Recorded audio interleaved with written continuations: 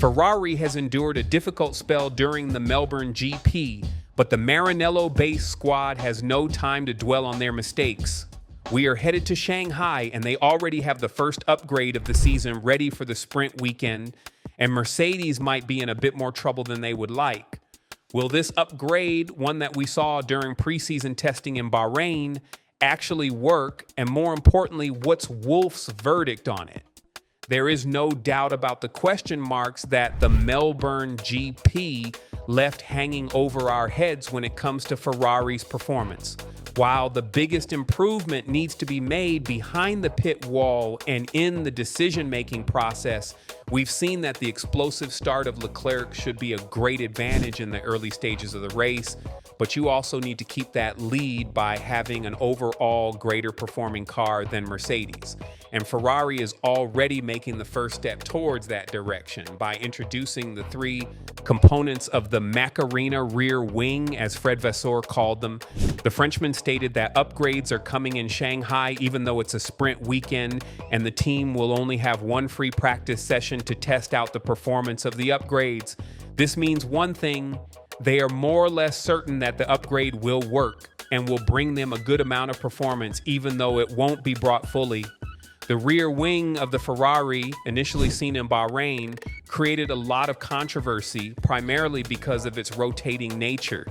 The fact that it can rotate for 270 degrees means a significant reduction in drag on the straights, which, combined with the aerodynamic lift created, induces a stronger diffuser stall. The first rumors were that this gives around a 5 to 8 km/h advantage on the straights, and that can be a massive booster for the 1.2 kilometer long straight in China between turn 13 and turn 14. And you can say clearly that Ferrari doesn't plan on wasting any more time when it comes to catching up with Mercedes. Unlike the previous seasons where we were used to seeing Ferrari gather data and dwell on it too long, now the team is bringing decisions on the table knowing that there is no time to waste and that Mercedes can only get better from this point on. That's why Fred Vasseur called the upcoming weekend critical for their development path, fully understanding its sprint nature and how it can compromise the team's ability to gather information. Elaborating further on this, he said, "China will be a completely different story compared to Melbourne. In terms of energy deployment, it's almost the opposite of Australia. Conditions will probably be much colder in China, and we'll have the sprint format. It means much less time to adapt the strategy. It will be a completely different exercise." And the sole reason why Mercedes should be worried is the battery deployment. This is an area in which their cars excelled in Melbourne, but might not have the luxury to do the same in Shanghai. There is just one long straight between turns 13 and 14, but other than that, the circuit is full of tight corners and long braking zones, which will help charge the battery much faster.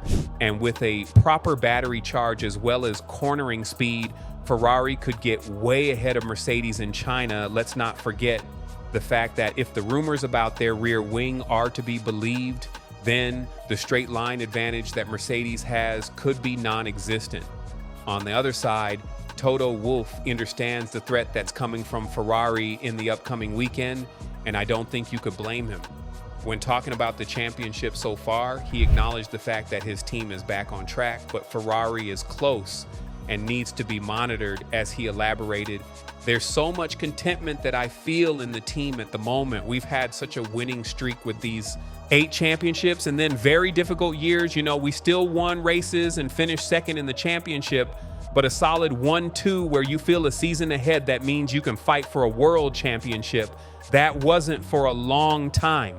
Most of all, there's been a certain degree of contentment that Mercedes is back." When it comes to Ferrari, I knew before the race people were saying you're going to disappear in the distance looking at your long runs, and that was not the case. We knew that they were strong on the start, and that's what happened. So for me, the prevailing feeling is now we have a fight on our hands with Ferrari. Experience comes in very handy here as well.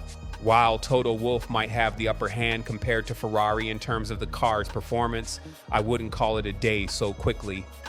Leclerc and especially Hamilton are much more experienced than Mercedes' duo.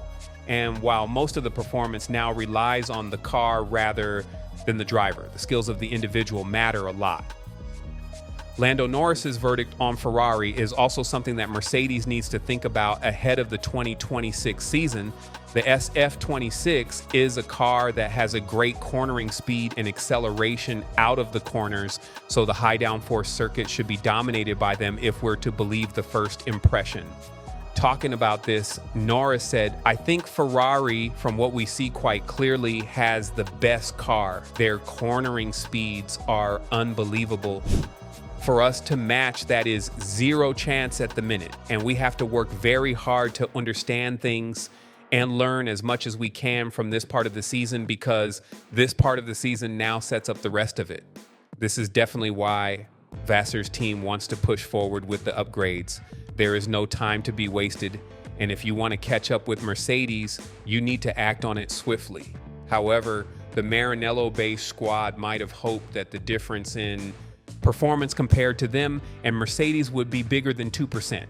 Because if this scenario were to become a reality, then every team on the grid would be able to bring upgrades to specific races thanks to the ADUO, or the additional development and upgrade opportunities is the worst nightmare for Mercedes right now, because if it does, then their rivals can bring one update after races 6, 12, and 18 if the deficit is 2%. If it's greater than 4%, then every team can bring 2 updates, and you can see where the worries of Mercedes are stemming from. However, if they play the dummy here and deliberately slow the car to perform worse, they are putting themselves in a very vulnerable situation. A performance that's better for less than 2% isn't that convincing, and it's slowing you down from the process of gathering data and valuable information. You know for a fact, every other team will try to exploit as much as they can from this new era of cars, and they aren't going away anytime soon, with the next shakeup being set for 2030. If the rear wing of the SF26 turns out to be a jackpot, and there are high chances of this happening considering that other teams are ready to copy the design, and Mercedes slows the car in order to make themselves fall out of the ADUO rules, then we have a fierce championship battle on our hands.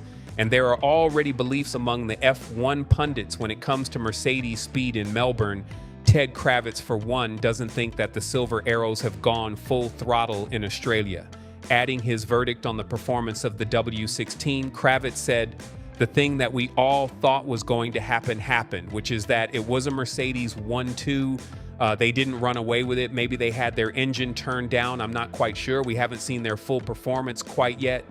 Handed an easier run by Ferrari, I think it's fair to say. Again, a massive improvement needs to be made behind the Ferrari's pit wall, because this is a team that paid a hefty price for wrong decisions in the past. If they are going to recover performance on the car on track and in the wind tunnels, then they definitely need to focus on the personnel as well, now that there is a genuine opportunity that this championship is going to turn into a 2-team fight up front. With all this in mind, do you think that Ferrari can catch up to Mercedes and gather the maximum number of points in China, considering it's a sprint weekend with their newest upgrade? And more importantly, do you think that they're rushing the upgrades a little bit and could be poised for a setback? Let us know in the comments below, and once you do that, make sure to click on the video that appears on your screen right now.